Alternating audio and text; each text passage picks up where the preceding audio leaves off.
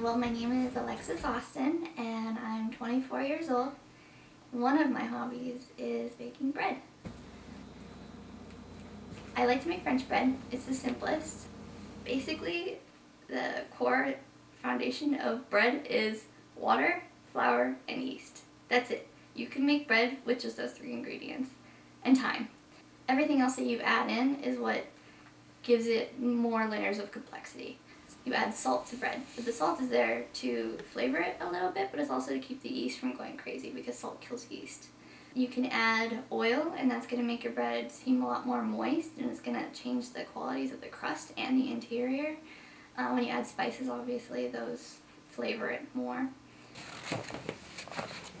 For a lot of things, there's exact measurements, and it's hard to mess it up. It's not so much a judgment call. You can actually get it right the first time, and it doesn't take like some kind of expert. But I've actually found with making bread, it takes a lot more experience to know how the dough is supposed to feel as you're working it and when it's done. It needs to go longer.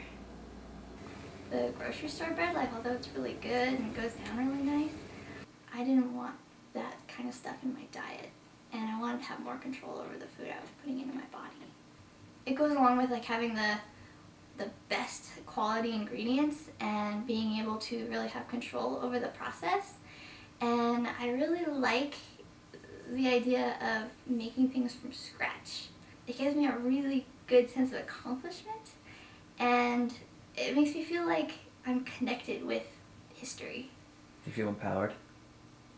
Yeah, like if the world ended and I didn't have the ability to go to Wegmans, I could actually make my own food. Yeah, I would be able to survive well and live well.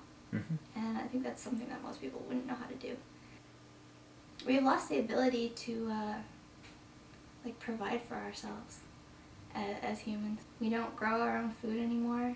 We don't make our own food anymore. I mean, people might think that they're making their own food when they make a pizza, but they go out and they buy the pre-made crust, and they buy the sauce, and they buy the cheese, and they buy the pepperoni or whatever to put on top of it.